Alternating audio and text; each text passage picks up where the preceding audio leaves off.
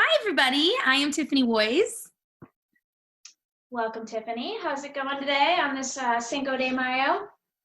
Pretty good. I mean, the weather's a little bit gloomy, and the power went out at my house about 20 minutes ago, so I was lucky to get it back right before this. Oh, boy. It's awful. Well, other than that, what have you been doing to stay positive during this time? Honestly, I've been really getting into more. I mean, I always like to cook, but I've been really getting into cooking way more often. And so I'm doing that like 3 times a day. I'm working out way more than I've ever worked out in my life, which isn't a bad thing. But I mean, just trying to find ways to stay busy, because with music, it's just really hard because there's not a whole lot we can do from our homes. I'm working on new music right now, which is great. So I'm like literally right before this, I was kind of doing a virtual session with a guitar player, and laying down some guitar for a new song. And You do have a single that you recently released, and now you're releasing an unplugged version of it. yes, So tell everybody about that. really excited. So in February, I released single Love by You, which was written by my producer Bobby Campbell, Madeline Merlot, who just won the recent with Lady Antebellum, the Songland episode, and Emily, who co-wrote What Are You Gonna Tell Her with Mickey Guyton.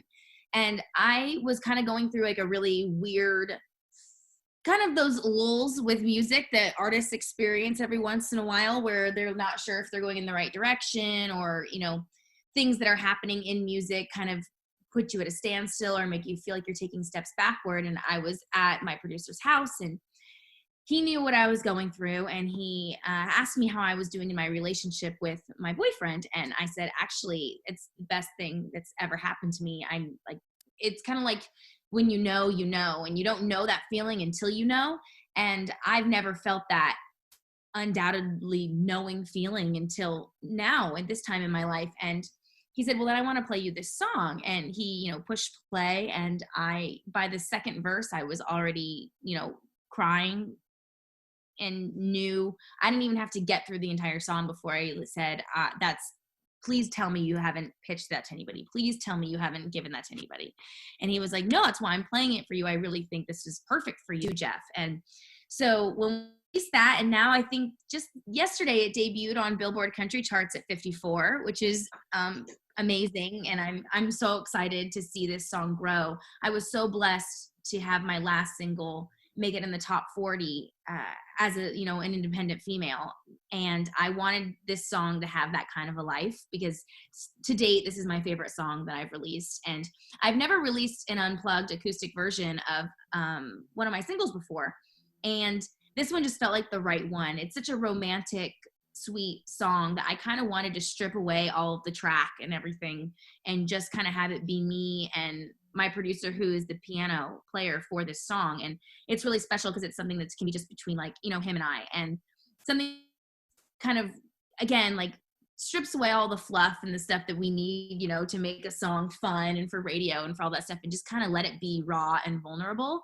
And that's how I see the song. And so I'm so excited that we're releasing this, because I've never released an unplugged version before. So once this is all over too, we want to record, film a YouTube video for it, or something that we can do something visually for it.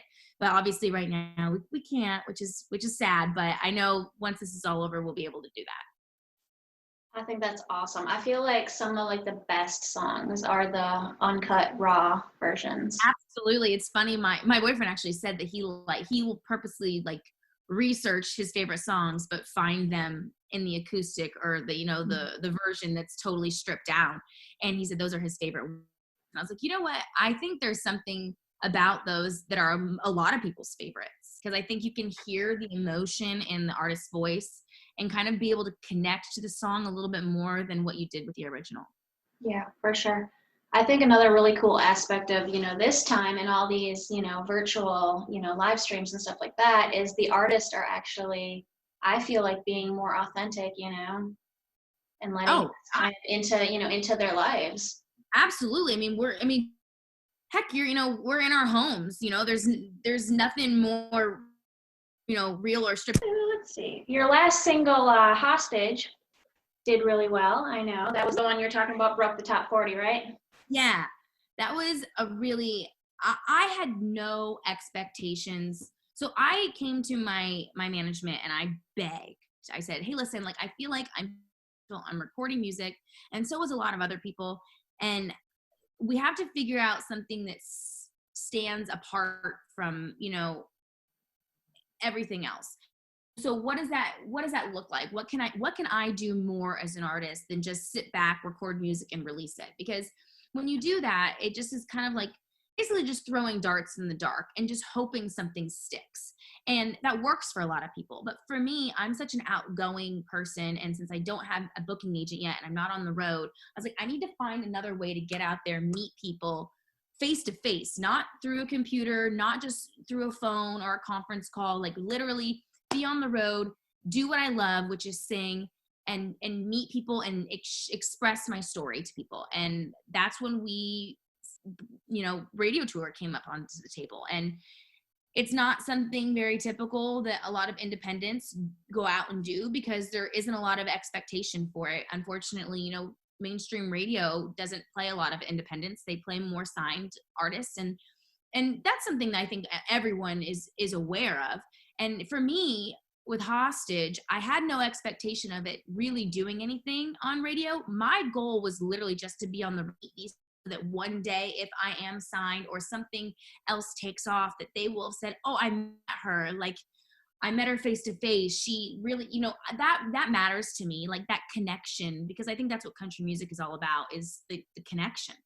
And so I had no expectation of it. And I went on this 2-month-long radio tour and I absolutely loved it. If I could have done it for another 2 months, would have. And everyone was saying it was going to be the most grueling thing. And for me, it was the most fun. Come home from it all and to see what the single did, like week after week, was mind blowing to me. And I was so grateful to radio for just taking a chance, independent female at that, and we're surrounded by all this, the news articles and the things about that it's really happening. I know women aren't played as much on the radio. I'm and these last 2 weeks have been great because I think it went from Gabby to Ingrid for the #1 songs in radio, which was back-to-back females, which is really incredible. And it shows you that I think radio is starting to listen.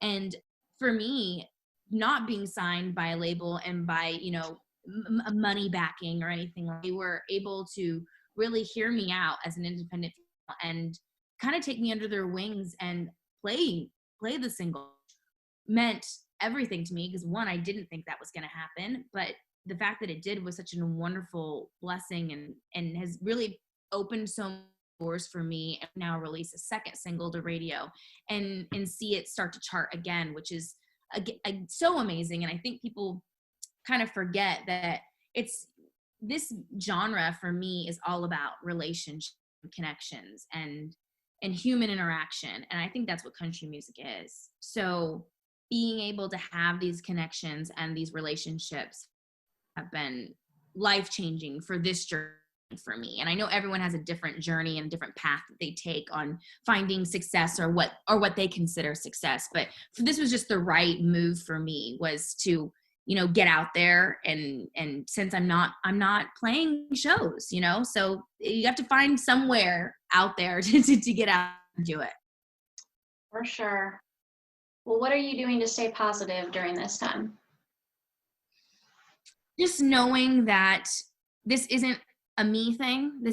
We're all in this together. And I think we can all take some kind of relief in that. I know it doesn't necessarily make it better, but to know that you're not alone in this I think is such a good thing for the soul to remember.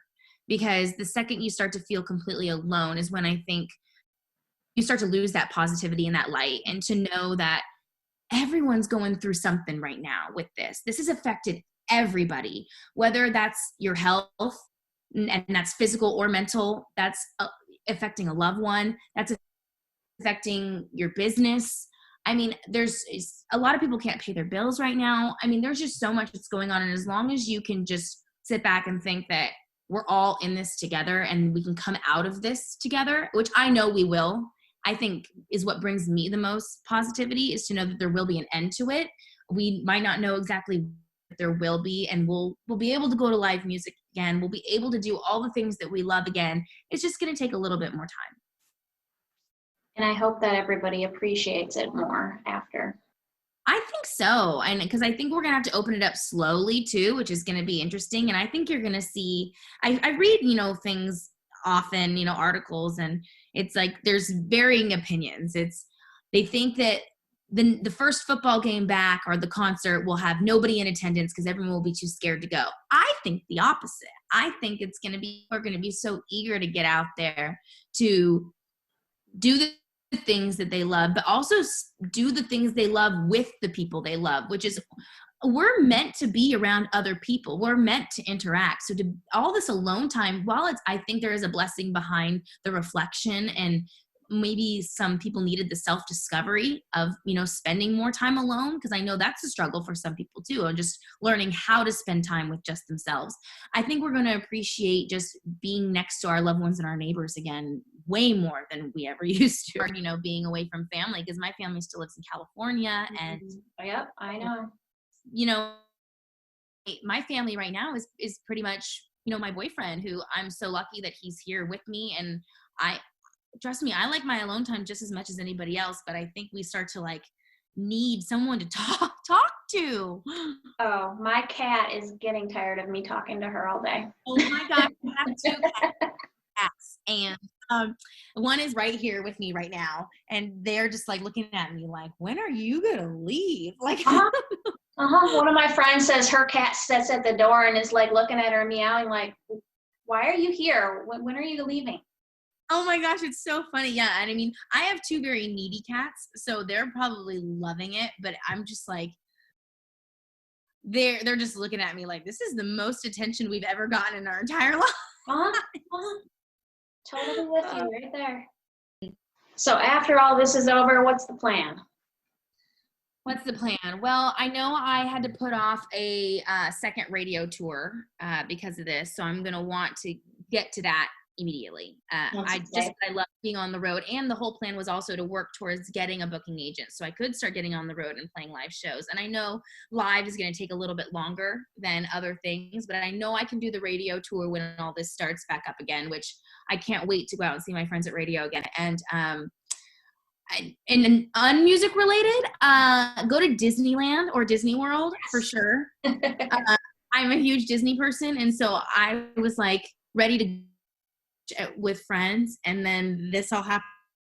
Well, I'm not going to that. And I heard they're not even opening that possibly till 2021, which is insane, because Disneyland has only closed one day ever since its opening in 1950 something, and that was on 9/11, and it wasn't even closed for the entire day. So for it to be closed a half of the year is just insane to me. And I find a lot of joy and happiness being there, even if I'm not riding rides. I love just watching, and this sounds creepy, but I swear it's not.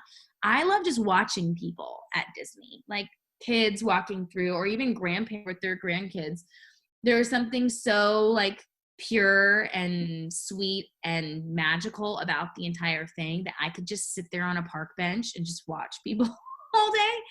So I definitely can't wait to go there once I can. And I want to go to the beach too. I want to go put my feet in the water.